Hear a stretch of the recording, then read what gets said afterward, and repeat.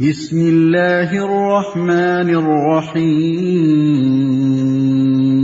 اللہ کے نام سے جو رحمان اور رحیم ہے۔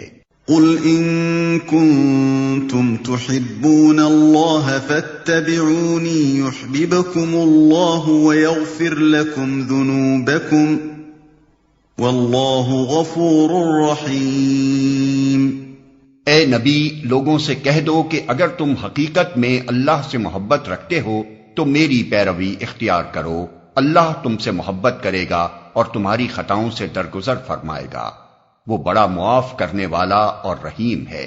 قل اطیعوا اللہ والرسول فإن تولوا فإن اللہ لا يحب الكافرین۔ ان سے کہو کہ اللہ اور رسول کی اطاعت قبول کر لو، پھر اگر وہ تمہاری یہ دعوت قبول نہ کریں تو یقیناً یہ ممکن نہیں ہے کہ اللہ ایسے لوگوں سے محبت کرے جو اس کی اور اس کے رسول کی اطاعت سے انکار کرتے ہوں۔ یہاں پہلی تقریر ختم ہوتی ہے۔ اس کے مضمون خصوصاً جنگ بدر کی طرف جو اشارہ اس میں کیا گیا ہے، اس کے انداز پر غور کرنے سے غالب قیاس یہی ہوتا ہے کہ اس تقریر کے نزول کا زمانہ جنگ بدر کے بعد اور جنگ احد سے پہلے کا ہے، یعنی 3 ہجری۔ محمد ابن اسحاق کی روایت سے عموماً لوگوں کو یہ غلط فہمی ہوئی ہے کہ اس سورت کی ابتدائی 80 آیتیں وفد نجران کی آمد کے موقع پر 9 ہجری میں نازل ہوئی تھیں، لیکن اول تو اس تمہیدی تقریر کا مضمون صاف بتا رہا ہے کہ یہ اس سے بہت پہلے نازل ہوئی ہوگی۔ دوسرے، مقاتل بن سلیمان کی روایت میں تصریح ہے کہ وفد نجران کی آمد پر صرف وہ آیات نازل ہوئی ہیں جو حضرت یحییٰ اور حضرت عیسیٰ علیہ السلام کے بیان پر مشتمل ہیں اور جن کی تعداد 30 یا اس سے کچھ زائد ہے۔ ان اللہ اصطفى آدم ونوحا وآل ابراہیم وآل عمران علی العالمین۔ اللہ نے آدم اور نوح اور آل ابراہیم اور آل عمران کو تمام دنیا والوں پر ترجیح دے کر اپنی رسالت کے لیے منتخب کیا تھا۔ اللہ نے یہاں سے دوسرا خطبہ شروع ہوتا ہے۔ اس کے نزول کا زمانہ 9 ہجری ہے، جبکہ نجران کی عیسائی جمہوریت کا وفد نبی صلی اللہ علیہ وسلم کی خدمت میں حاضر ہوا تھا۔ نجران کا علاقہ حجاز اور یمن کے درمیان ہے۔ اس وقت اس علاقے میں 73 بستیاں شامل تھیں اور کہا جاتا ہے کہ 1,20,000 قابل جنگ مرد اس میں سے نکل سکتے تھے۔ آبادی تمام تر عیسائی تھی اور 3 سرداروں کے زیر حکم تھی۔ ایک عاقب کہلاتا تھا جس کی حیثیت امیر قوم کی تھی، دوسرا سید کہلاتا تھا جو ان کے تمدنی و سیاسی امور کی نگرانی کرتا تھا، اور تیسرا اسقف یعنی بشپ تھا جس سے مذہبی پیشوائی متعلق تھی۔ جب نبی صلی اللہ علیہ وسلم نے مکہ فتح کیا اور تمام اہل عرب کو یقین ہو گیا کہ ملک کا مستقبل اب محمد رسول اللہ صلی اللہ علیہ وسلم کے ہاتھ میں ہے، تو عرب کے مختلف گوشوں سے آپ کے پاس وفد آنا شروع ہو گئے۔ اسی سلسلے میں نجران کے تینوں سردار بھی 60 آدمیوں کا ایک وفد لے کر مدینے پہنچے۔ جنگ کے لیے بہرحال وہ تیار نہ تھے۔ اب سوال صرف یہ تھا کہ آیا وہ اسلام قبول کرتے ہیں یا ذمہ بن کر رہنا چاہتے ہیں۔ اس موقع پر اللہ تعالیٰ نے نبی صلی اللہ علیہ وسلم پر یہ خطبہ نازل کیا تاکہ اس کے ذریعے سے وفد نجران کو اسلام کی طرف دعوت دی جائے۔ آدم اور نوح اور آل ابراہیم اور آل عمران۔ عمران حضرت موسیٰ اور ہارون علیہ السلام کے والد کا نام تھا، جسے بائبل میں امرام لکھا ہے۔ ذریۃ بعضها من بعض واللہ سمیع علیم۔ یہ ایک سلسلے کے لوگ تھے جو ایک دوسرے کی نسل سے پیدا ہوئے تھے، اللہ سب کچھ سنتا اور جانتا ہے۔ مسیحیوں کی گمراہی کا تمام تر سبب یہ ہے کہ وہ مسیح کو بندہ اور رسول ماننے کے بجائے اللہ کا بیٹا اور الوہیت میں اس کا شریک قرار دیتے ہیں۔ اگر ان کی یہ بنیادی غلطی رفع ہو جائے تو اسلام صحیح و خالص کی طرف ان کا پلٹنا بہت آسان ہو جائے۔ اسی لیے اس خطبے کی تمہید یوں اٹھائی گئی ہے کہ آدم اور نوح اور آل ابراہیم اور آل عمران کے سب پیغمبر انسان تھے۔ ایک کی نسل سے دوسرا پیدا ہوتا چلا آیا، ان میں سے کوئی بھی خدا نہ تھا۔ ان کی خصوصیت بس یہ تھی کہ خدا نے اپنے دین کی تبلیغ اور دنیا کی اصلاح کے لیے ان کو منتخب فرمایا تھا۔ إذ قالت امرأة عمران رب إني نذرت لك ما في بطني محررا فتقبل مني إنك أنت السميع العليم. وہ اس وقت سن رہا تھا جب عمران کی عورت کہہ رہی تھی کہ میرے پروردگار میں اس بچے کو جو میرے پیٹ میں ہے تیری نذر کرتی ہوں، وہ تیرے ہی کام کے لیے وقف ہوگا، میری اس پیشکش کو قبول فرما، تو سننے اور جاننے والا ہے. جب عمران کی عورت کہہ رہی تھی، اگر عمران کی عورت سے مراد عمران کی بیوی لی جائے تو اس کے معنی یہ ہوں گے کہ یہ وہ عمران نہیں ہیں جن کا اوپر ذکر ہوا ہے، بلکہ یہ حضرت مریم کے والد تھے جن کا نام شاید عمران ہوگا. مسیحی روایات میں حضرت مریم کے والد کا نام یواقیم لکھا ہے، اور اگر عمران کی عورت سے مراد آل عمران کی عورت لی جائے تو اس کے معنی یہ ہوں گے کہ حضرت مریم کی والدہ اس قبیلے سے تعلق رکھتی تھی، لیکن ہمارے پاس کوئی ایسا ذریعہ معلومات نہیں ہے جس سے ہم قطعی طور پر ان دونوں معنی میں سے کسی ایک کو ترجیح دے سکیں، کیونکہ تاریخ میں اس کا کوئی ذکر نہیں ہے کہ حضرت مریم کے والد کون تھے اور ان کی والدہ کس قبیلے کی تھیں. البتہ اگر یہ روایت صحیح مانی جائے کہ حضرت یحییٰ علیہ السلام کی والدہ اور حضرت مریم کی والدہ آپس میں رشتہ کی بہنیں تھیں تو پھر عمران کی عورت کے معنی قبیلہ عمران کی عورت ہی درست ہوں گے، کیونکہ انجیل لوقا میں ہم کو یہ تصریح ملتی ہے کہ حضرت یحییٰ علیہ السلام کی والدہ حضرت ہارون علیہ السلام کی اولاد سے تھیں. تو سننے اور جاننے والا ہے، یعنی تو اپنے بندوں کی دعائیں سنتا ہے اور ان کی نیتوں کے حال سے واقف ہے. فلما وضعتها قالت رب إني وضعتها أنثى والله أعلم بما وضعت وليس الذكر كالأنثى وإني سميتها مريم وإني أعيذها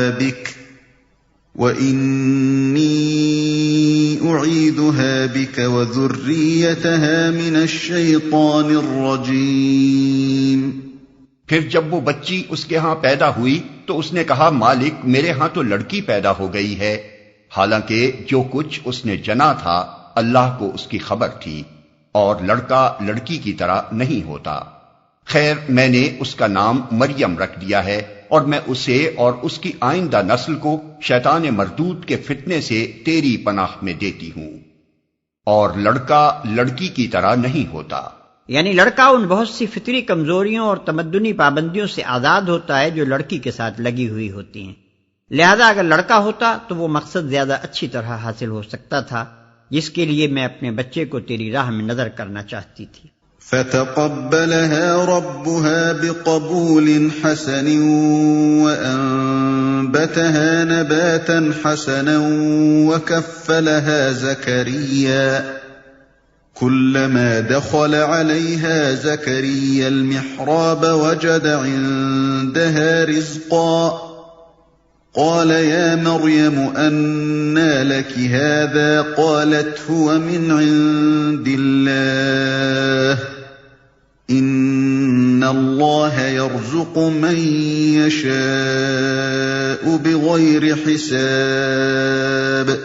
آخر کار اس کے رب نے اس لڑکی کو بخوشی قبول فرما لیا، اسے بڑی اچھی لڑکی بنا کر اٹھایا اور زکریا کو اس کا سرپرست بنا دیا.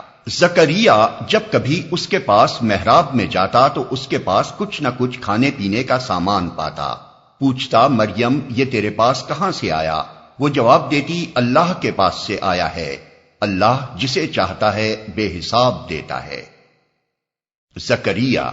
اب اس وقت کا ذکر شروع ہوتا ہے جب حضرت مریم سن رشد کو پہنچ گئیں اور بیت المقدس کی عبادت گاہ یعنی ہیکل میں داخل کر دی گئیں اور ذکر الہی میں شب و روز مشغول رہنے لگی.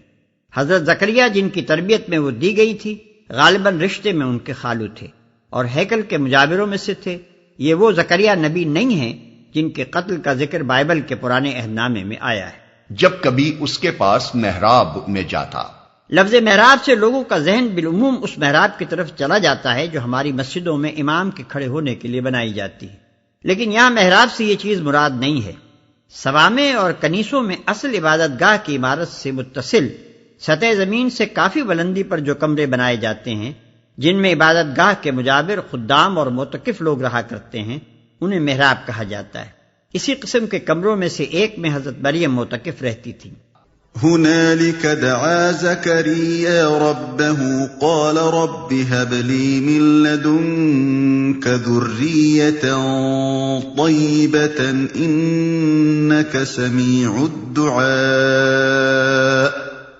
یہ حال دے کر زکریا نے اپنے رب کو پکارا، پروردگار اپنی قدرت سے مجھے نیک اولاد عطا کر، تو ہی دعا سننے والا ہے۔ حضرت زکریا اس وقت تک بے اولاد تھے۔ اس نوجوان صالحہ لڑکی کو دیکھ کر فطرتاً ان کے دل میں یہ تمنا پیدا ہوئی کہ کاش اللہ انہیں بھی ایسی ہی نیک اولاد عطا کرے، اور یہ دیکھ کر کہ اللہ کس طرح اپنی قدرت سے اس گوشہ نشین لڑکی کو رزق پہنچا رہا ہے، انہیں یہ امید ہوئی کہ اللہ چاہے تو اس بڑھاپے میں بھی ان کو اولاد دے سکتا ہے۔ فنادته الملائكة وهو قائم يصلي في المحراب أن الله يبشرك بيحيى مصدقا بكلمة من الله وسيدا وحصورا ونبيا من الصالحين۔ جواب میں فرشتوں نے آواز دی جبکہ وہ محراب میں کھڑا نماز پڑھ رہا تھا کہ اللہ تجھے یحییٰ کی خوشخبری دیتا ہے، وہ اللہ کی طرف سے ایک فرمان کی تصدیق کرنے والا بن کر آئے گا، اس میں سرداری و بزرگی کی شان ہوگی، کمال درجے کا ضابط ہوگا، نبوت سے سرفراز ہوگا اور صالحین میں شمار کیا جائے گا۔ اللہ تجھے یحییٰ کی خوشخبری دیتا ہے۔ بائبل میں ان کا نام یوحنا بپتسمہ دینے والا، جان دی بیپٹسٹ لکھا ہے۔ ان کے حالات کے لیے ملاحظہ ہو متی باب 3 و 11 و 14، مرقس باب 1 و 6، لوقا باب 1 و 3۔ وہ اللہ کی طرف سے ایک فرمان کی تصدیق کرنے والا بن کر آئے گا۔ اللہ کے فرمان سے مراد حضرت عیسیٰ علیہ السلام ہے، کیونکہ ان کی پیدائش اللہ تعالیٰ کے ایک غیر معمولی فرمان سے خرق عادت کے طور پر ہوئی تھی، اس لیے ان کو قرآن مجید میں کلمۃ من اللہ کہا گیا ہے۔ قال رب أنا يكون لي غلام وقد بلغني الكبر وامرأتي عاقر قال كذلك الله يفعل ما يشاء۔ زکریا نے کہا، پروردگار بھلا میرے ہاں لڑکا کہاں سے ہوگا، میں تو بہت بوڑھا ہو چکا ہوں اور میری بیوی بانجھ ہے۔ جواب ملا، ایسا ہی ہوگا، اللہ جو چاہتا ہے کرتا ہے۔ جواب ملا، ایسا ہی ہوگا، یعنی تیرے بڑھاپے اور تیری بیوی کے بانجھ پن کے باوجود اللہ تجھے بیٹا دے گا۔ قال رب اجعل لي آية قال آيتك ألا تكلم الناس 3 أيام إلا رمزا واذكر ربك كثيرا وسبح بالعشي والإبكار۔ عرض کیا، مالک پھر کوئی نشانی میرے لیے مقرر فرما دے۔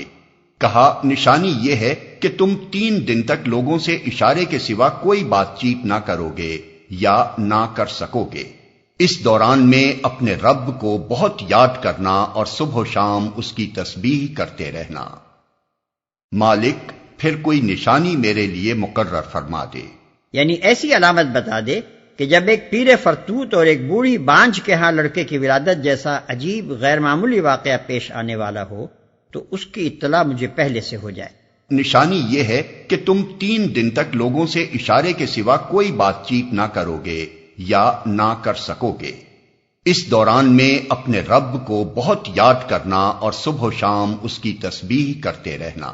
اس تقریر کا اصل مقصد عیسائیوں پر ان کے اس عقیدے کی غلطی واضح کرنا ہے کہ وہ مسیح علیہ السلام کو خدا کا بیٹا اور الہ سمجھتے ہیں۔ تمہید میں حضرت یحییٰ علیہ السلام کا ذکر اس وجہ سے فرمایا گیا ہے کہ جس طرح مسیح علیہ السلام کی ولادت معجزانہ طریقے سے ہوئی تھی، اسی طرح ان سے 6 ہی مہینے پہلے اسی خاندان میں حضرت یحییٰ علیہ السلام کی پیدائش بھی ایک دوسری طرح کے معجزے سے ہو چکی تھی۔ اس سے اللہ تعالیٰ عیسائیوں کو یہ سمجھانا چاہتا ہے کہ اگر یحییٰ علیہ السلام کو ان کی اعجازی ولادت نے الہ نہیں بنایا تو مسیح علیہ السلام محض اپنی غیر معمولی پیدائش کے بل پر الہ کیسے ہو سکتے ہیں؟ وَإِذْ قَالَتِ الْمَلَائِكَةُ يَا مَرْيَمُ إِنَّ اللَّهَ اصْطَفَاكِ وَطَهَّرَكِ وَاصْطَفَاكِ عَلَى نِسَاءِ الْعَالَمِينَ۔ پھر وہ وقت آیا جب مریم سے فرشتوں نے آ کر کہا، اے مریم، اللہ نے تجھے برگزیدہ کیا اور پاکیزگی عطا کی اور تمام دنیا کی عورتوں پر تجھ کو ترجیح دے کر اپنی خدمت کے لیے چن لیا۔ یا مریم اقنتی لربک واسجدی وارکعی مع الراکعین۔ اے مریم، اپنے رب کی تابع فرمان بن کر رہ، اس کے آگے سر و سجود ہو، اور جو بندے اس کے حضور جھکنے والے ہیں ان کے ساتھ تو بھی جھک جا۔ ذلك من انباء الغیب نوحیہ الیک وما كنت لديهم اذ يلقون اقلامهم ايهم يكفل مريم وما كنت لديهم اذ يختصمون۔ اے محمد، یہ غیب کی خبریں ہیں جو ہم تم کو وحی کے ذریعے سے بتا رہے ہیں، ورنہ تم اس وقت وہاں موجود نہ تھے جب ہیکل کے خادم یہ فیصلہ کرنے کے لیے کہ مریم کا سرپرست کون ہو اپنے اپنے قلم پھینک رہے تھے، اور نہ تم اس وقت حاضر تھے جب ان کے درمیان جھگڑا برپا تھا۔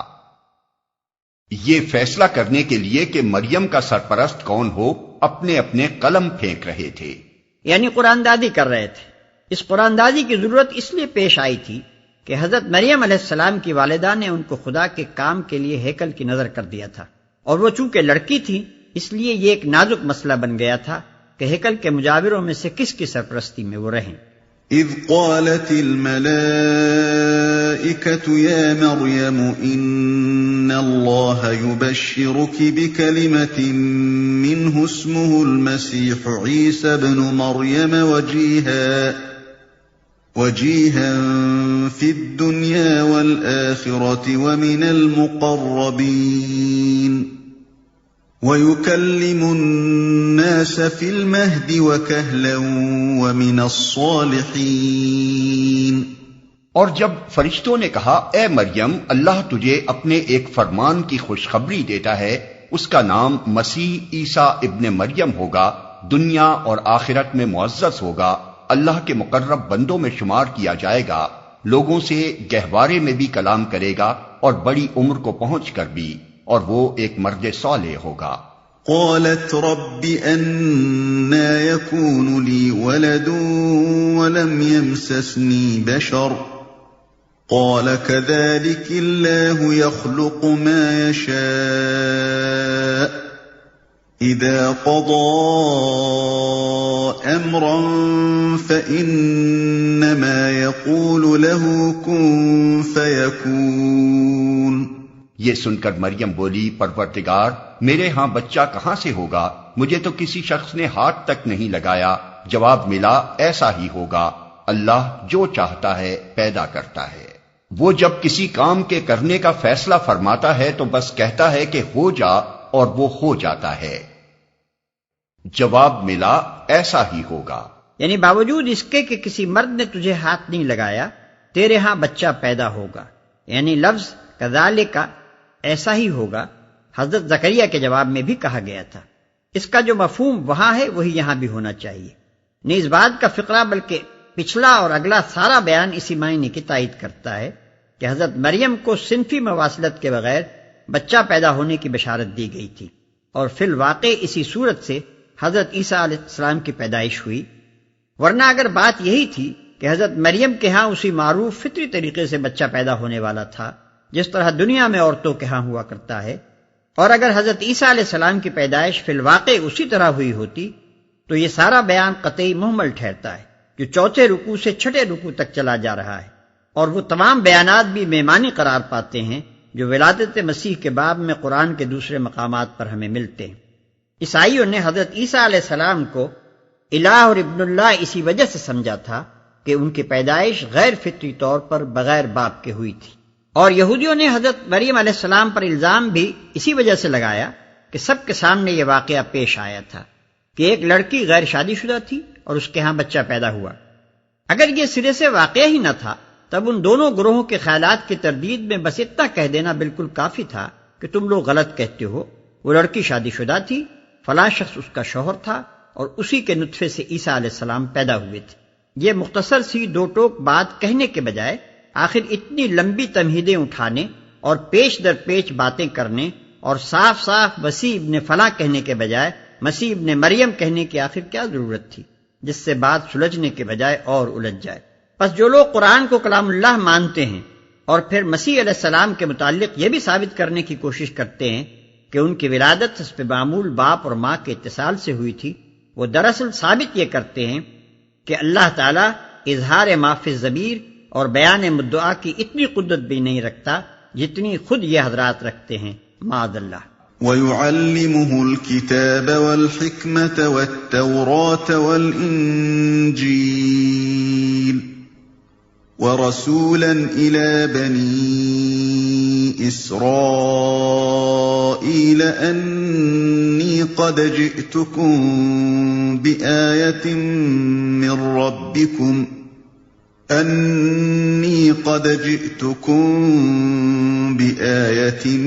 من ربكم أني أخلق لكم من الطين كهيئة الطير فأنفخ فيه فيكون طيرا بإذن الله وأبرئ الأكمه والأبرص وأحيي الموتى بإذن الله وأنبئكم بما تأكلون وما تدخرون في بيوتكم إن في ذلك لآية لكم إن كنتم مؤمنين۔ فرشتوں نے پھر اپنے سلسلہ کلام میں کہا، اور اللہ اسے کتاب اور حکمت کی تعلیم دے گا، تورات اور انجیل کا علم سکھائے گا، اور بنی اسرائیل کی طرف اپنا رسول مقرر کرے گا۔ اور جب وہ بحیثیت رسول بنی اسرائیل کے پاس آیا تو اس نے کہا، میں تمہارے رب کی طرف سے تمہارے پاس نشانی لے کر آیا ہوں۔ میں تمہارے سامنے مٹی سے پرندے کی صورت کا ایک مجسمہ بناتا ہوں اور اس میں پھونک مارتا ہوں، وہ اللہ کے حکم سے پرندہ بن جاتا ہے۔ میں اللہ کے حکم سے مادرزاد اندھے اور کوڑی کو اچھا کرتا ہوں اور مردے کو زندہ کرتا ہوں۔ میں تمہیں بتاتا ہوں کہ تم کیا کھاتے ہو اور کیا اپنے گھروں میں ذخیرہ کر کے رکھتے ہو، اس میں تمہارے لیے کافی نشانی ہے اگر تم ایمان لانے والے ہو۔ یعنی یہ علامات تم کو اس امر کا اطمینان دلانے کے لیے کافی ہیں کہ میں اس خدا کا بھیجا ہوا ہوں جو کائنات کا خالق اور حاکم ذی اقتدار ہے، بشرطے کہ تم حق کو ماننے کے لیے تیار ہو، ہٹ دھرم نہ ہو۔ وَمُصَدِّقًا لِمَا بَيْنَ يَدَيَّ مِنَ التَّوْرَاةِ وَلِأُحِلَّ لَكُمْ بَعْضَ الَّذِي حُرِّمَ عَلَيْكُمْ وَجِئْتُكُمْ بِآيَةٍ مِّن رَّبِّكُمْ فَاتَّقُوا اللَّهَ وَأَطِيعُونِ۔ اور میں اس تعلیم و ہدایت کی تصدیق کرنے والا بن کر آیا ہوں جو تورات میں سے اس وقت میرے زمانے میں موجود ہے، اور اس لیے آیا ہوں کہ تمہارے لیے بعض ان چیزوں کو حلال کر دوں جو تم پر حرام کر دی گئی ہیں۔ دیکھو، میں تمہارے رب کی طرف سے تمہارے پاس نشانی لے کر آیا ہوں، لہذا اللہ سے ڈرو اور میری اطاعت کرو جو تورات میں سے اس وقت میرے زمانے میں موجود ہے۔ یعنی یہ میرے فرستادہ خدا ہونے کا ایک اور ثبوت ہے۔ اگر میں اس کی طرف سے بھیجا ہوا نہ ہوتا بلکہ جھوٹا مدعی ہوتا تو خود ایک مستقل مذہب کی بنا ڈالتا اور اپنے ان کمالات کے زور پر تمہیں سابق دین سے ہٹا کر اپنے ایجاد کردہ دین کی طرف لانے کی کوشش کرتا، لیکن میں تو اسی اصل دین کو مانتا ہوں اور اسی تعلیم کو صحیح قرار دے رہا ہوں جو خدا کی طرف سے اس کے پیغمبر مجھ سے پہلے لائے تھے۔ یہ بات کہ مسیح علیہ السلام وہی دین لے کر آئے تھے جو موسیٰ علیہ السلام اور دوسرے انبیاء نے پیش کیا تھا، رائج الوقت اناجیل میں بھی واضح طور پر ہمیں ملتی ہے۔ مثلاً متی کی روایت کے مطابق پہاڑی کے واعظ میں مسیح علیہ السلام صاف فرماتے ہیں، یہ نہ سمجھو کہ میں توریت یا نبیوں کی کتابوں کو منسوخ کرنے آیا ہوں، منسوخ کرنے نہیں بلکہ پورا کرنے آیا ہوں۔ باب 5 آیت 17۔ ایک یہودی عالم نے حضرت مسیح سے پوچھا کہ احکام دین میں اولین حکم کون سا ہے؟ جواب میں آپ نے فرمایا، خداوند اپنے خدا سے اپنے سارے دل اور اپنی ساری جان اور اپنی ساری عقل سے محبت رکھ۔ بڑا اور پہلا حکم یہی ہے، اور دوسرا اس کے مانند یہ ہے کہ اپنے پڑوسی سے اپنے برابر محبت رکھ۔ انہی دو حکموں پر تمام توریت اور انبیاء کے صحیفوں کا مدار ہے۔ متی باب 22 آیت 37 تا 40۔ پھر حضرت مسیح اپنے شاگردوں سے فرماتے ہیں، فقیہ اور فریسی موسیٰ کی گدی پر بیٹھے ہیں، جو کچھ وہ تمہیں بتائیں وہ سب کرو اور مانو، مگر ان کے سے کام نہ کرو، کیونکہ وہ کہتے ہیں اور کرتے نہیں۔ متی باب 23 آیت 2 اور 3۔ بعض ان چیزوں کو حلال کر دوں جو تم پر حرام کر دی گئی ہیں، یعنی تمہارے جہلا کے توہمات، تمہارے فقیہوں کی قانونی موشگافیوں، تمہارے رہبانیت پسند لوگوں کے تشددات اور غیر مسلم قوموں کے غلبہ و تسلط کی بدولت تمہارے ہاں اصل شریعت الہی پر جن قیود کا اضافہ ہو گیا ہے، میں ان کو منسوخ کر دوں گا، اور تمہارے لیے وہی چیزیں حلال اور وہی حرام قرار دوں گا جنہیں اللہ نے حلال یا حرام کیا ہے۔ ان اللہ ربی وربکم فاعبدوہ ھذا صراط مستقیم۔ اللہ میرا رب بھی ہے اور تمہارا رب بھی، لہذا تم اسی کی بندگی اختیار کرو، یہی سیدھا راستہ ہے۔ اس سے معلوم ہوا کہ تمام انبیاء علیہ السلام کی طرح حضرت عیسیٰ علیہ السلام کی دعوت کے بھی بنیادی نکات یہی تین تھے۔ ایک یہ کہ اقتدار اعلیٰ جس کے مقابلے میں بندگی کا رویہ اختیار کیا جاتا ہے اور جس کی طاعت پر اخلاق و تمدن کا پورا نظام قائم ہوتا ہے، صرف اللہ کے لیے مختص تسلیم کیا جائے۔ دوسری یہ کہ اس مقتدر اعلیٰ کے نمائندے کی حیثیت سے نبی کے حکم کی اطاعت کی جائے۔ تیسری یہ کہ انسانی زندگی کو حلت و حرمت اور جواز و عدم جواز کی پابندیوں سے جکڑنے والا قانون و ضابطہ صرف اللہ کا ہو، دوسروں کے عائد کردہ قوانین منسوخ کر دیے جائیں۔ بس در حقیقت حضرت عیسیٰ علیہ السلام اور حضرت موسیٰ علیہ السلام اور حضرت محمد صلی اللہ علیہ وسلم اور دوسرے انبیاء کے مشن میں یکسر منہ فرق نہیں ہے۔ جن لوگوں نے مختلف پیغمبروں کے مختلف مشن قرار دیے ہیں اور ان کے درمیان مقصد و نوعیت کے اعتبار سے فرق کیا ہے، انہوں نے سخت غلطی کی ہے۔ مالک الملک کی طرف سے اس کی رعیت کی طرف جو شخص بھی مامور ہو کر آئے گا، اس کے آنے کا مقصد اس کے سوا اور کچھ ہو سکتا ہی نہیں کہ وہ رعایا کو نافرمانی اور خود مختاری سے روکے اور شرک سے، یعنی اس بات سے کہ وہ اقتدار اعلیٰ میں کسی حیثیت سے دوسروں کو مالک الملک کے ساتھ شریک ٹھہرائیں اور اپنی وفاداریوں اور عبادت گزاریوں کو ان میں منقسم کریں، منع کریں، اور اصل مالک کی خالص بندگی و اطاعت اور پرستاری و وفاداری کی طرف دعوت دے۔ افسوس ہے کہ موجودہ اناجیل میں مسیح علیہ السلام کے مشن کو اس وضاحت کے ساتھ بیان نہیں کیا گیا جس طرح اوپر قرآن میں پیش کیا گیا ہے۔ تاہم منتشر طور پر اشارات کی شکل میں وہ تینوں بنیادی نکات ہمیں ان کے اندر ملتے ہیں جو اوپر بیان ہوئے ہیں۔ مثلاً یہ بات کہ مسیح صرف اللہ کی بندگی کے قائل تھے، ان کے اس ارشاد سے صاف ظاہر ہوتی ہے، تو خداوند اپنے خدا کو سجدہ کر اور صرف اسی کی عبادت کر۔ متی باب 4 آیت 10۔ اور صرف یہی نہیں کہ وہ اس کے قائل تھے، بلکہ ان کی ساری کوششوں کا مقصود یہ تھا کہ زمین پر خدا کے امر شرعی کی اسی طرح اطاعت ہو جس طرح آسمان پر اس کے امر تکوینی کی اطاعت ہو رہی۔ تیری بادشاہی آئے، تیری مرضی جیسی آسمان پر پوری ہوتی ہے زمین پر بھی ہو۔ متی باب 6 آیت 10۔ پھر یہ بات کہ مسیح علیہ السلام اپنے آپ کو نبی اور آسمانی بادشاہت کے نمائندے کی حیثیت سے پیش کرتے تھے اور اسی حیثیت سے لوگوں کو اپنی اطاعت کی طرف دعوت دیتے تھے، ان کے متعدد اقوال سے معلوم ہوتی ہے۔ انہوں نے جب اپنے وطن ناصرہ سے اپنی دعوت کا آغاز کیا تو ان کے اپنے ہی بھائی بند اور اہل شہر ان کی مخالفت کے لیے کھڑے ہو گئے۔ اس پر متی، مرقس اور لقاتینوں کی متفقہ روایت ہے کہ انہوں نے فرمایا نبی اپنے وطن میں مقبول نہیں ہوتا۔ اور جب یروشلم میں ان کے قتل کی سازشیں ہونے لگی اور لوگوں نے ان کو مشورہ دیا کہ آپ کہیں اور چلے جائیں، تو انہوں نے جواب دیا، ممکن نہیں کہ نبی یروشلم سے باہر ہلاک ہو۔ لوقا باب 13 آیت 23۔ آخری مرتبہ جب وہ یروشلم میں داخل ہو رہے تھے تو ان کے شاگردوں نے بلند آواز سے کہنا شروع کیا، مبارک ہے وہ بادشاہ جو خداوند کے نام سے آتا ہے۔ اس پر یہودی علماء ناراض ہوئے اور انہوں نے حضرت مسیح علیہ السلام سے کہا کہ آپ اپنے شاگردوں کو چپ کریں۔ اس پر آپ نے فرمایا اگر یہ چپ رہیں گے تو پتھر پکار اٹھیں گے۔ لوقا باب 19 آیت 38 سے 40۔ ایک اور موقع پر آپ نے فرمایا اے محنت اٹھانے والوں اور بوجھ سے دبے ہوئے لوگوں، سب میرے پاس آؤ، میں تم کو آرام دوں گا۔ میرا جوا اپنے اوپر اٹھا لو، میرا جوا ملائم ہے اور میرا بوجھ ہلکا۔ متی باب 11 آیت 28 تا 30۔ پھر یہ بات کہ مسیح علیہ السلام انسانی ساخت کے قوانین کے بجائے خدائی قانون کی اطاعت کرانا چاہتے تھے، متی اور مرقس کی اس روایت سے صاف طور پر مترشح ہوتی ہے، جس کا خلاصہ یہ ہے کہ یہودی علماء نے اعتراض کیا کہ آپ کے شاگرد بزرگوں کی روایات کے خلاف ہاتھ دھوئے بغیر کھانا کیوں کھا لیتے ہیں۔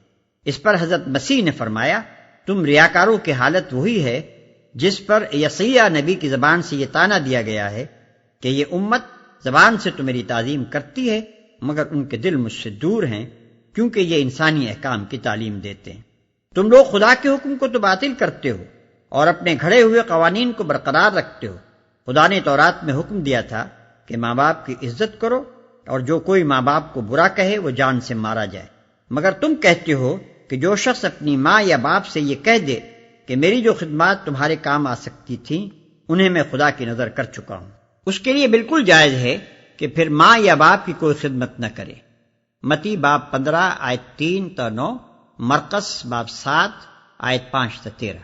فلما أحس عيسى منهم الكفر قال من أنصاري إلى الله قال الحواريون نحن أنصار الله آمنا بالله واشهد بأننا مسلمون۔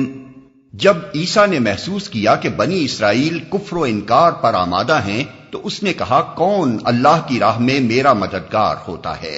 حواریوں نے جواب دیا ہم اللہ کے مددگار ہیں، ہم اللہ پر ایمان لائے، گواہ رہو کہ ہم مسلم یعنی اللہ کے آگے سر اطاعت جھکا دینے والے ہیں۔ حواریوں نے جواب دیا، حواری کا لفظ قریب قریب وہی معنی رکھتا ہے جو ہمارے ہاں انصار کا مفہوم ہے۔ بائبل میں بالعموم حواریوں کے بجائے شاگردوں کا لفظ استعمال ہوا ہے اور بعض مقامات پر انہیں رسول بھی کہا گیا ہے، مگر رسول اس معنی میں کہ مسیح علیہ السلام ان کو تبلیغ کے لیے بھیجتے تھے، نہ اس معنی میں کہ خدا نے ان کو رسول مقرر کیا تھا۔ ہم اللہ کے مددگار ہیں۔ دین اسلام کی اقامت میں حصہ لینے کو قرآن مجید میں اکثر مقامات پر اللہ کی مدد کرنے سے تعبیر کیا گیا ہے۔ یہ ایک تشریح طلب مضمون ہے۔ زندگی کے جس دائرے میں اللہ تعالیٰ نے انسان کو ارادہ و اختیار کی آزادی عطا کی ہے، اس میں وہ انسان کو کفر یا ایمان، بغاوت یا اطاعت میں سے کسی ایک راہ کے اختیار کرنے پر اپنی خدائی طاقت سے مجبور نہیں کرتا۔ اس کے بجائے وہ دلیل اور نصیحت سے انسان کو اس بات کا قائل کرنا چاہتا ہے کہ انکار و نافرمانی اور بغاوت کی آزادی رکھنے کے باوجود اس کے لیے حق یہی ہے اور اس کی فلاح و نجات کا راستہ بھی یہی ہے کہ اپنے خالق کی بندگی و اطاعت اختیار کرے۔ اس طرح فہمائش اور نصیحت سے بندوں کو راہ راست پر لانے کی تدبیر کرنا یہ دراصل اللہ کا کام ہے، اور جو بندے اس کام میں اللہ کا ساتھ دیں ان کو اللہ اپنا رفیق و مددگار قرار دیتا ہے، اور یہ وہ بلند سے بلند مقام ہے جس پر کسی بندے کی پہنچ ہو سکتی ہے۔ نماز، روزہ اور تمام اقسام کی عبادات میں تو انسان محض بندہ و غلام ہوتا ہے، مگر تبلیغ دین اور اقامت دین کی جد و جہد میں خدا کو بندے کی رفاقت و مددگاری کا شرف حاصل ہوتا ہے، جو اس دنیا میں روحانی ارتقاء کا سب سے اونچا مرتبہ ہے۔ ربنا آمنا بما انزلت واتبعنا الرسول فاكتبنا مع الشاهدين۔ مالک، جو فرمان تو نے نازل کیا ہے ہم نے اسے مان لیا اور رسول کی پیروی قبول کی، ہمارا نام گواہی دینے والوں میں لکھ لے۔ وَمَكَرُوا وَمَكَرَ اللَّهُ وَاللَّهُ خَيْرُ الْمَاكِرِينَ۔ پھر بنی اسرائیل مسیح کے خلاف خفیہ تدبیریں کرنے لگے، جواب میں اللہ نے بھی اپنی خفیہ تدبیر کی، اور ایسی تدبیروں میں اللہ سب سے بڑھ کر ہے۔ إذ قال الله يا عيسى إني متوفيك ورافعك إلي ومطهرك من الذين كفروا وجاعل الذين اتبعوك فوق الذين كفروا إلى يوم القيامة ثم إلي مرجعكم فأحكم بينكم فيما كنتم فيه تختلفون۔ وہ اللہ کی خفیہ تدبیر ہی تھی جب اس نے کہا کہ اے عیسیٰ اب میں تجھے واپس لے لوں گا اور تجھ کو اپنی طرف اٹھا لوں گا، اور جنہوں نے تیرا انکار کیا ہے ان سے، یعنی ان کی معیت سے اور ان کے گندے ماحول میں ان کے ساتھ رہنے سے تجھے پاک کر دوں گا، اور تیری پیروی کرنے والوں کو قیامت تک ان لوگوں پر بالا دست رکھوں گا جنہوں نے تیرا انکار کیا ہے۔ پھر تم سب کو آخر کار میرے پاس آنا ہے، اس وقت میں ان باتوں کا فیصلہ کر دوں گا جن میں تمہارے درمیان اختلاف ہوا ہے۔ اے عیسیٰ اب میں تجھے واپس لے لوں گا۔ اصل میں لفظ متوفی کا استعمال ہوا ہے۔ توفا کے اصل معنی لینے اور وصول کرنے کے، روح قبض کرنا۔ اس لفظ کا مجازی استعمال ہے نہ کہ اصل لغوی معنی۔ یہاں یہ لفظ انگریزی لفظ ٹو ریکال کے معنی میں مستعمل ہوا ہے، یعنی کسی عہدیدار کو اس کے منصب سے واپس بلا لینا۔ چونکہ بنی اسرائیل صدیوں سے مسلسل نافرمانیاں کر رہے تھے، بار بار کی تنبیہوں اور فرمائشوں کے باوجود ان کی قومی روش بگڑتی ہی چلی جا رہی تھی۔ پے در پے کئی انبیاء کو قتل کر چکے تھے، اور ہر اس بندہ صالح کے خون کے پیاسے ہو جاتے تھے جو نیکی اور راستی کی طرف انہیں دعوت دیتا تھا۔ اس لیے اللہ تعالیٰ نے ان پر حجت تمام کرنے اور انہیں ایک آخری موقع دینے کے لیے حضرت عیسیٰ اور حضرت یحییٰ علیہ السلام جیسے دو جلیل القدر پیغمبروں کو بیک وقت مبعوث کیا، جن کے ساتھ مامور من اللہ ہونے کی ایسی کھلی کھلی نشانیاں تھیں کہ ان سے انکار صرف وہی لوگ کر سکتے تھے جو حق و صداقت سے انتہا درجے کا عناد رکھتے ہوں، اور حق کے مقابلے میں جن کی جسارت و بے باکی حد کو پہنچ چکی ہو۔ مگر بنی اسرائیل نے اس آخری موقع کو بھی ہاتھ سے کھو دیا، اور صرف اتنا ہی نہ کیا کہ ان دونوں پیغمبروں کی دعوت رد کر دی، بلکہ ان کے ایک رئیس نے علی الاعلان حضرت یحییٰ علیہ السلام جیسے بلند پایا انسان کا سر ایک رقاصہ کی فرمائش پر قلم کرا دیا، اور ان کے علماء و فقہا نے سازش کر کے حضرت عیسیٰ علیہ السلام کو رومی سلطنت سے سائے موت دلوانے کی کوشش کی۔ اس کے بعد بنی اسرائیل کی فرمائش پر مزید وقت اور قوت صرف کرنا بالکل فضول تھا، اس لیے اللہ تعالیٰ نے اپنے پیغمبر کو واپس بلا لیا اور قیامت تک کے لیے بنی اسرائیل پر ذلت کی زندگی کا فیصلہ لکھ دیا۔ یہاں یہ بات اور سمجھ لینی چاہیے کہ قرآن کی یہ پوری تقریر دراصل عیسائیوں کے عقیدہ الوہیت مسیح کی تردید و اصلاح کے لیے، اور عیسائیوں میں اس عقیدے کے پیدا ہونے کے اہم ترین اسباب تین تھے۔ ایک، حضرت مسیح علیہ السلام کی اعجازی ولادت، دو، ان کے صریح محسوس ہونے والے معجزات، تین، ان کا آسمان کی طرف اٹھایا جانا جس کا ذکر صاف الفاظ میں ان کتابوں میں پایا جاتا ہے۔ قرآن نے پہلی بات کی تصدیق کی اور فرمایا کہ مسیح کا بے باپ پیدا ہونا محض اللہ کی قدرت کا کرشمہ تھا۔ اللہ جس کو جس طرح چاہتا ہے پیدا کرتا ہے۔ یہ غیر معمولی طریقہ پیدائش ہرگز اس بات کی دلیل نہیں ہے کہ مسیح خدا تھا یا خدائی میں کچھ بھی حصہ رکھتا تھا۔ دوسری بات کی بھی قرآن نے تصدیق کی اور خود مسیح کے معجزات ایک ایک کر کے گنائے، مگر بتا دیا کہ یہ سارے کام اس نے اللہ کے اذن سے کیے تھے، بے اختیار خود کچھ بھی نہیں کیا۔ اس لیے ان میں سے بھی کوئی بات ایسی نہیں ہے جس سے تم یہ نتیجہ نکالنے میں کچھ بھی حق بجانب ہو کہ مسیح کا خدائی میں حصہ۔ اب تیسری بات کے متعلق اگر عیسائیوں کی روایت سرے سے بالکل ہی غلط ہوتی تب تو ان کے عقیدہ الوہیت مسیح کی تردید کے لیے ضروری تھا کہ صاف صاف کہہ دیا جاتا کہ جسے تم الہ اور ابن اللہ بنا رہے ہو وہ مر کر مٹی میں مل چکا ہے، مزید اطمینان چاہتے ہو تو فلاں مقام پر جا کر اس کی قبر دیکھ لو۔ لیکن ایسا کرنے کے بجائے قرآن صرف یہی نہیں کہ ان کی موت کی تصریح نہیں کرتا، اور صرف یہی نہیں کہ ایسے الفاظ استعمال کرتا ہے جو زندہ اٹھائے جانے کے مفہوم کا کم از کم احتمال تو رکھتے ہی ہیں، بلکہ عیسائیوں کو الٹا یہ اور بتا دیتا ہے کہ مسیح سرے سے صلیب پر چڑھائے ہی نہیں گئے، یعنی وہ جس نے آخری وقت میں ایلی ایلی لما شبقتانی کہا تھا، اور وہ جس کی صلیب پر چڑھی ہوئی حالت کی تصویر تم لیے پھرتے ہو، وہ مسیح نہ تھا، مسیح کو تو اس سے پہلے ہی خدا نے اٹھا لیا تھا۔ اس کے بعد جو لوگ قرآن کی آیات سے مسیح کی وفات کا مفہوم نکالنے کی کوشش کرتے ہیں وہ دراصل یہ ثابت کرتے ہیں کہ اللہ میاں کو صاف سلجھی ہوئی عبارت میں اپنا مطلب ظاہر کرنے تک کا سلیقہ نہیں ہے۔ اعاذنا اللہ من ذالک۔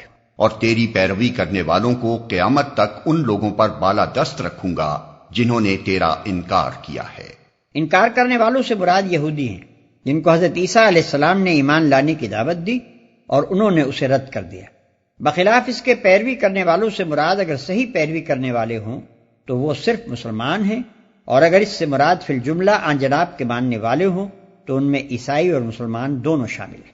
فَأَمَّا الَّذِينَ كَفَرُوا فَأُعَذِّبُهُمْ عَذَابًا شَدِيدًا فِي الدُّنْيَا وَالْآخِرَةِ وَمَا لَهُم مِّن نَّاصِرِينَ۔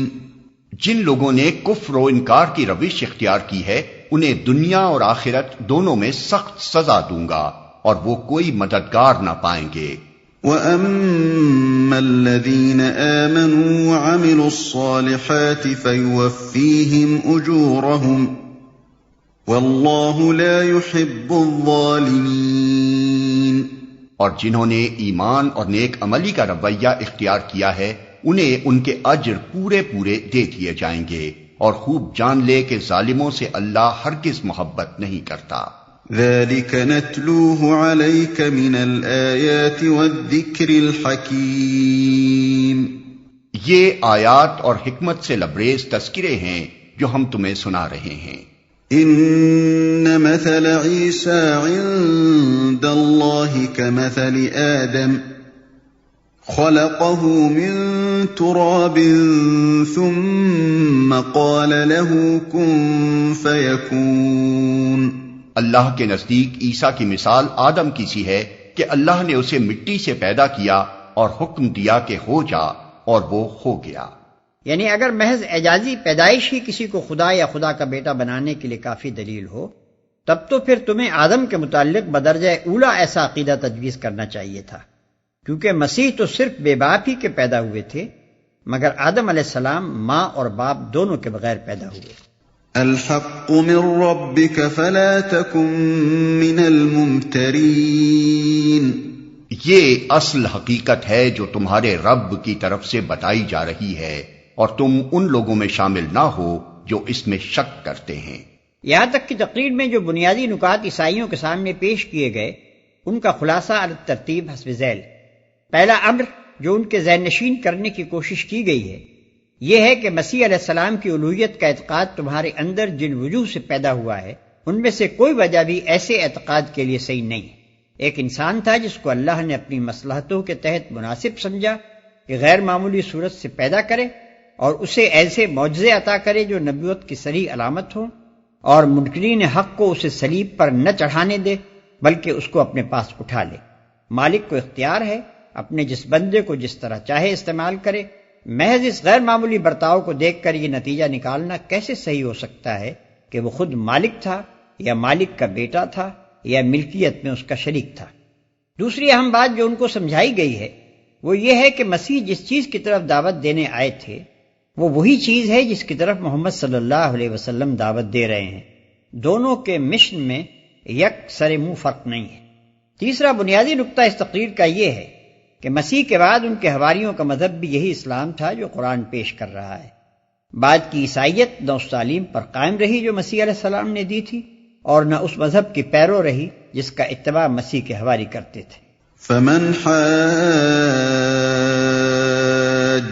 فيه من بعد ما جاءك من العلم فقل تعالوا ندع أبناءنا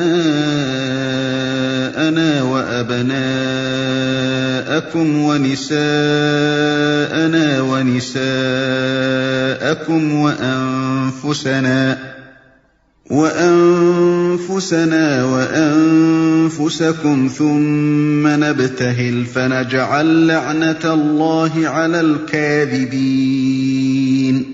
یہ علم آ جانے کے بعد اب جو کوئی اس معاملے میں تم سے جھگڑا کرے تو اے محمد اس سے کہو آؤ ہم اور تم خود بھی آ جائیں اور اپنے اپنے بال بچوں کو بھی لے آئیں اور خدا سے دعا کریں کہ جو جھوٹا ہو اس پر خدا کی لعنت ہو۔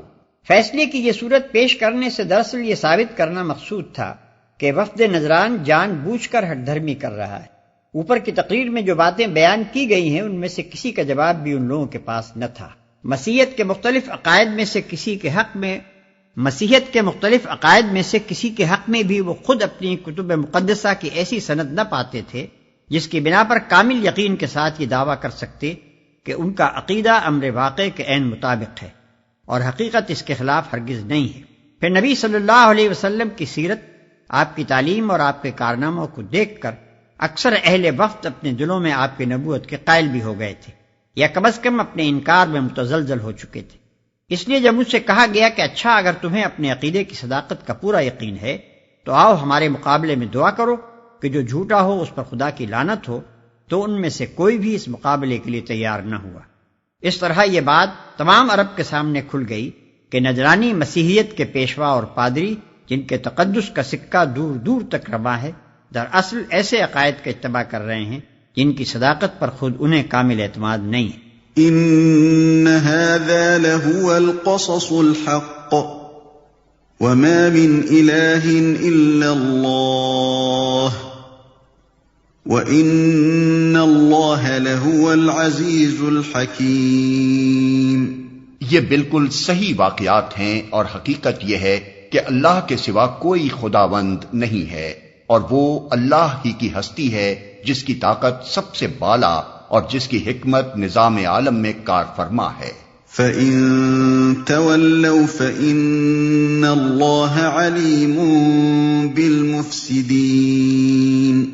پس اگر یہ لوگ اس شرط پر مقابلے میں آنے سے منہ موڑیں تو ان کا مفسد ہونا صاف کھل جائے گا، اور اللہ تو مفسدوں کے حال سے واقف ہی ہے۔ قُلْ يَا أَهْلَ الْكِتَابِ تَعَالَوْا إِلَى كَلِمَةٍ سَوَاءٍ بَيْنَنَا وَبَيْنَكُمْ أَلَّا نَعْبُدَ إِلَّا اللَّهَ وَلَا نُشْرِكَ بِهِ شَيْئًا وَلَا يَتَّخِذَ بَعْضُنَا بَعْضًا أَرْبَابًا مِّن دُونِ اللَّهِ فَإِن تَوَلَّوْا فَقُولُوا اشْهَدُوا بِأَنَّا مُسْلِمُونَ۔ کہو اے اہل کتاب، آؤ ایک ایسی بات کی طرف جو ہمارے اور تمہارے درمیان یکساں ہے، یہ کہ ہم اللہ کے سوا کسی کی بندگی نہ کریں، اس کے ساتھ کسی کو شریک نہ ٹھہرائیں، اور ہم میں سے کوئی اللہ کے سوا کسی کو اپنا رب نہ بنا لے۔ اس دعوت کو قبول کرنے سے اگر وہ منہ موڑیں تو صاف کہہ دو کہ گواہ رہو ہم تو مسلم یعنی صرف خدا کی بندگی و اطاعت کرنے والے ہیں۔ کہو، یہاں سے ایک تیسری تقریر شروع ہوتی ہے جس کے مضمون پر غور کرنے سے اندازہ ہوتا ہے کہ جنگ بدر اور جنگ احد کے درمیانی دور کی ہے، لیکن ان تینوں تقریروں کے درمیان مطالب کی ایسی قریبی مناسبت پائی جاتی ہے کہ شروع صورت سے لے کر یہاں تک کسی جگہ ربط کلام ٹوٹتا نظر نہیں آتا۔ اسی بنا پر بعض مفسرین کو شبہ ہوا ہے کہ یہ بعد کی آیات بھی وفد نجران والی تقریر ہی کے سلسلے کی ہیں، مگر یہاں سے جو تقریر شروع ہو رہی ہے اس کا انداز صاف بتا رہا ہے کہ اس کے مخاطب یہودی۔ آؤ ایک ایسی بات کی طرف جو ہمارے اور تمہارے درمیان یکساں ہے، یعنی ایک ایسے عقیدے پر ہم سے اتفاق کر لو جس پر ہم بھی ایمان لائے ہیں اور جس کے صحیح ہونے سے تم بھی انکار نہیں کر سکتے۔ تمہارے اپنے انبیاء سے یہی عقیدہ منقول ہے، تمہاری اپنی کتب مقدسہ میں اس کی تعلیم موجود ہے۔ یا اہل الکتاب لم تحاجون فی ابراہیم وما انزلت التوراة والانجیل الا من بعده افلا تعقلون۔ اے اہل کتاب، تم ابراہیم کے بارے میں ہم سے کیوں جھگڑا کرتے ہو؟ تورات اور انجیل تو ابراہیم کے بعد ہی نازل ہوئی ہیں، پھر کیا تم اتنی بات بھی نہیں سمجھتے؟ یعنی تمہاری یہ یہودیت اور یہ نصرانیت بہرحال تورات اور انجیل کے نزول کے بعد پیدا ہوئی ہیں، اور ابراہیم علیہ السلام ان دونوں کے نزول سے بہت پہلے گزر چکے تھے۔ اب ایک معمولی عقل کا آدمی بھی یہ بات بآسانی سمجھ سکتا ہے کہ ابراہیم علیہ السلام جس مذہب پر تھے وہ بہرحال یہودیت یا نصرانیت تو نہ تھا، پھر اگر حضرت ابراہیم علیہ السلام راہ راست پر تھے اور نجات یافتہ تھے تو لامحالہ اس سے لازم آتا ہے کہ آدمی کا راہ راست پر ہونا اور نجات پانا یہودیت و نصرانیت کی پیروی پر موقوف نہیں ہے۔ ها أنتم هؤلاء حاججتم فيما لكم به علم فلم تحاجون فيما ليس لكم به علم واللہ یعلم وانتم لا تعلمون۔ تم لوگ جن چیزوں کا علم رکھتے ہو ان میں تو خوب بحثیں کر چکے، اب ان معاملات میں کیوں بحث کرنے چلے ہو جن کا تمہارے پاس کچھ بھی علم نہیں؟ اللہ جانتا ہے، تم نہیں جانتے۔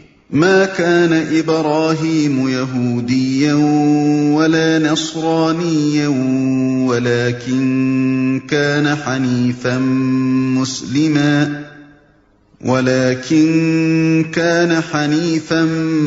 مسلما وما كان من المشركين۔ ابراہیم نہ یہودی تھا نہ عیسائی، بلکہ وہ تو ایک مسلم یکسو تھا اور وہ ہرگز مشرکوں میں سے نہ تھا۔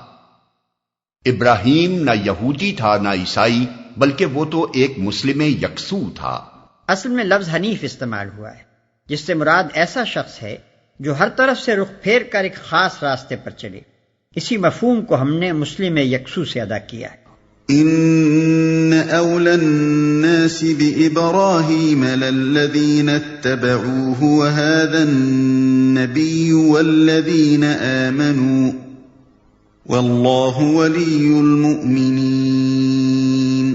ابراہیم سے نسبت رکھنے کا سب سے زیادہ حق اگر کسی کو پہنچتا ہے تو ان لوگوں کو پہنچتا ہے جنہوں نے اس کی پیروی کی، اور اب یہ نبی اور اس کے ماننے والے اس نسبت کے زیادہ حقدار ہیں۔ اللہ صرف انہی کا حامی و مددگار ہے جو ایمان رکھتے ہوں۔ وَدَّت طَّائِفَةٌ مِّنْ أَهْلِ الْكِتَابِ لَوْ يُضِلُّونَكُمْ وَمَا يُضِلُّونَ إِلَّا أَنفُسَهُمْ وَمَا يَشْعُرُونَ۔ اے ایمان لانے والو، اہل کتاب میں سے ایک گروہ چاہتا ہے کہ کسی طرح تمہیں راہ راست سے ہٹا دے، حالانکہ در حقیقت وہ اپنے سوا کسی کو گمراہی میں نہیں ڈال رہے ہیں، مگر انہیں اس کا شعور نہیں ہے۔ یا اہل الکتاب لم تکفرون بآیات اللہ وانتم تشہدون۔ اے اہل کتاب، کیوں اللہ کی آیات کا انکار کرتے ہو حالانکہ تم خود ان کا مشاہدہ کر رہے ہو؟ دوسرا ترجمہ اس فقرے کا یہ بھی ہو سکتا ہے کہ تم خود گواہی دیتے ہو۔ دونوں صورتوں میں نفس مانی پر کوئی اثر نہیں پڑتا۔ دراصل نبی صلی اللہ علیہ وسلم کی پاکیزہ زندگی اور صحابہ کرام رضوان اللہ تعالی علیہم اجمعین کی زندگیوں پر آپ کی تعلیم و تربیت کے حیرت انگیز اثرات اور وہ بلند پایا مضامین جو قرآن میں ارشاد ہو رہے تھے، یہ ساری چیزیں اللہ تعالیٰ کی ایسی روشن آیات تھی کہ جو شخص انبیاء کے احوال اور کتب آسمانی کے طرز سے واقف ہو، اس کے لیے ان آیات کو دیکھ کر حضرت صلی اللہ علیہ وسلم کی نبوت میں شک کرنا بہت ہی مشکل تھا۔ چنانچہ یہ واقعہ ہے کہ بہت سے اہل کتاب خصوصاً ان کے اہل علم یہ جان چکے تھے کہ حضور صلی اللہ علیہ وسلم وہی نبی ہیں جن کی آمد کا وعدہ انبیاء سابقین نے کیا تھا، حتیٰ کہ کبھی کبھی حق کی زبردست طاقت سے مجبور ہو کر ان کی زبانیں آپ کی صداقت اور آپ کی پیش کردہ تعلیم کے برحق ہونے کا اعتراف تک کر گزرتی تھیں۔ اسی وجہ سے قرآن بار بار ان کو الزام دیتا ہے کہ اللہ کی جن آیات کو تم اپنی آنکھوں سے دیکھ رہے ہو، جن کی حقانیت پر تم خود گواہی دیتے ہو، ان کو تم قصداً اپنے نفس کی شرارت سے جھٹلا رہے ہو۔ یا اہل الکتاب لم تلبسون الحق بالباطل وتکتمون الحق وانتم تعلمون۔ اے اہل کتاب، کیوں حق کو باطل کا رنگ چڑھا کر مشتبہ بناتے ہو؟ کیوں جانتے بوجھتے حق کو چھپاتے ہو؟